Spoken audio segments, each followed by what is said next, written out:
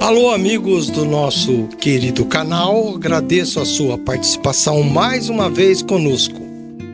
Hoje nós vamos distinguir o que é tentação ou desejo.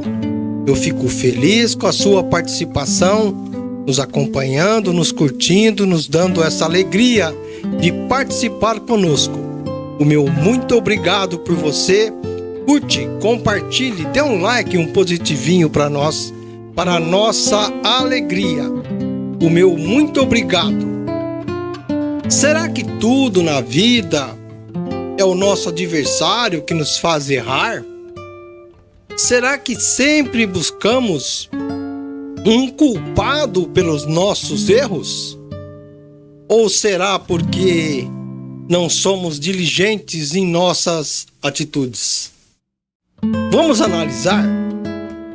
Mas o que nos diz Tiago 1,14? Em Tiago, capítulo 1,14, afirma que somos tentados quando somos atraídos e seduzidos pelos nossos próprios maus desejos.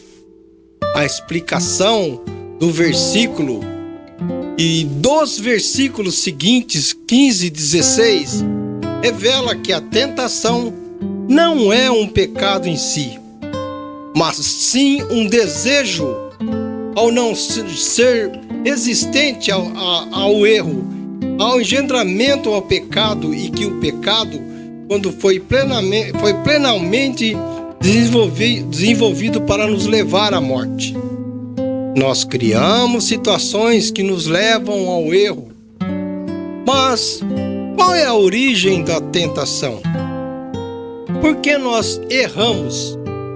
O versículo aponta que a fonte da tentação reside em nós mesmos, nas nossas concupiscências ou maus desejos que nós temos. O ser humano está sujeito a isso. Esses desejos são como uma isca que atrai e engana, escondendo a tristeza e a punição que virão se cedermos a eles. Até porque existe um espírito dentro da nossa carne, em nosso corpo. E a carne, ela tem força. Mas vamos especificar o que distancia tentação e ato pecaminoso. É crucial distinguir entre a tentação e o ato pecaminoso. É muito importante isso, porque a tentação é um convite ao pecado, é um desejo que pode ser resistido, é diferente. No entanto, quando nós cedemos a essa atração, o desejo se transforma em um ato de desobediência a Deus, que é o pecado. Simples. Mas não é sobre o pecado que nós estamos falando, e sim o nosso querer racional. Muitas vezes, sabendo que estamos errando, nós damos continuidade naquilo. Lá em Tiago, nos descreve um ciclo, que está nesse versículo, e nos mostra as várias circunstâncias que nos levam a errar. Entenda que quando cometemos ou fazemos algo errado, é um pecado, é um erro, nós erramos. Por que as coisas erradas acontecem? Porque somos atraídos por esses desejos. Eles nos atraem. Mas quais são? Vamos enumerá-los. O primeiro é o engano. Os desejos nos seduzem e nos enganam, fazendo o pecado parecer atraente. Olha, é lindo, é gostoso, é bonito. Mas como nascem os nossos erros? Como nascem os nossos erros? Por onde começa? Os desejos se manifestam, o pecado começa a nascer. Mas como o erro nos leva ao que chamamos de pecado? Por quê? O pecado é completado quando ele se desenvolve plenamente e é concretizado em uma ação, ou até mesmo num pensamento que vai contra a vontade de Deus. Mas o pecado nos leva à morte? Sim, é a pergunta. Qual é a morte? A morte social, moral, financeira, pode ter homicídios e principalmente a morte espiritual. E o pior, esse pecado consumado, ele gera a morte, que é a separação que você tem entre você e Deus. Mas como vamos resistir à tentação nesse mundo tão atrativo que nos oferece tantas coisas? Como devemos agir? Não se deixe enganar. Tiago, ele nos alerta para não sermos enganados pelos desejos que nos tentam. Sabendo o quê? Que Deus não é a fonte dessas tentações. Culpado não é Deus. Culpado é você. A vitória sobre a tentação exige o quê? Vigilância constante e uma busca contínua por auxílio ao Criador. A perseverança nas provações e na fé fortalece o caráter e nos aproxima de Deus. É a grande verdade. O chamado pecado começa com a tentação de se fazer algo errado, mesmo que na maioria, por exemplo, deixa eu dizer assim, das vezes sabemos que vai ter consequência. Você sabe que vai ter alguma coisa. Você fez uma coisa errada, você sabe que tem consequência. Mas nesse versículo vemos que o texto é bem claro e definido e oferece uma importante distinção entre ser tentado e cair em pecado. Andam ali juntas. O texto nos ensina que a tentação em si não é pecado, mas é um convite para que você erre. Você olhou, cobiçou, desejou, cuidado, pode ser um erro. Há, contudo, diferentes estágios entre o momento da tentação e o ato pecaminoso. Talvez você ouve dizer que para os crentes ou cristão, tudo é pecado. Tudo que os crentes fazem é pecado. Não pode fazer isso, não pode fazer aquilo, isso é proibido. Mas também depende do quê? Da sua visão. Na visão espiritual pode ser, mas para o homem carnal, na maioria das vezes, é até normal. Hoje, esse mundo, tudo parece normal.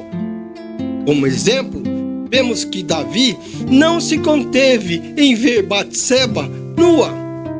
Ali não só teve o desejo sexual, o qual automaticamente encaminhou para satisfazer seu desejo carnal. Ou seja, seus olhos viram um corpo lindo, escultural. A carne se sobressaiu sobre o espírito, a carne foi mais forte. Mas o que houve com Davi? Vemos que o perigo dos desejos reside no seu poder de nos descontrolar, nos leva ao descontrole, tornando-nos a gente vulnerável, ansioso e obsessivos, que pode levar à frustração e ao sofrimento, especialmente quando esses desejos focam fatores externos que não podemos controlar. Fugiu da nossa vontade, do nosso controle. Assim foi com Davi. Desejos excessivos podem nos desviar do que é realmente importante, levando a um consumo desenfreado e a perda do seu domínio próprio. Você se perde em muitas situações. Por isso que é crucial desenvolver autocontrole e discernimento para a gente poder gerenciar os desejos de uma forma a não sermos escravos dele, dos nossos desejos, mas sim encontrarmos um equilíbrio que promova o nosso bem-estar social. Tal fato foi tão obsessivo que fez Davi encaminhar a morte de Urias. Ao desejar ardentemente Batseba, Davi se tornou vulnerável àquilo que ele desejou, a mulher do próximo. Quanto mais se deseja, mais se perde o domínio sobre a nossa própria vida, sobre as nossas próprias ações, e se torna dependente de fatores externos. Então, existe alguma coisa errada nos ensinamentos bíblicos? Será que existe? Vamos ver a frase: até os desejos do teu coração, presta atenção nisso, até os desejos do coração fui eu que coloquei. Deus falou isso. É uma afirmação de um Deus que garante que, se Ele colocou um sonho, um desejo em seu coração, em sua vida, Ele também fornecerá os meios e os recursos para que você possa realizar aquele desejo, para que ele seja realizado. Mas neste caso, é como um encorajamento à fé e à confiança dos seus propósitos. Tal fato é encontrando em versículos bíblicos como os Salmos, por exemplo, 37, verso 4, que diz: deleita-te também no Senhor, e Ele te concederá o que deseja o teu coração. Deus falou isso. Deus disse isso. Mas não é bem assim. A verdadeira interpretação, pois depende de nossas atitudes e como vamos reagir. Deus, Ele não vai concordar com maus desejos. Ele te dá os desejos bons.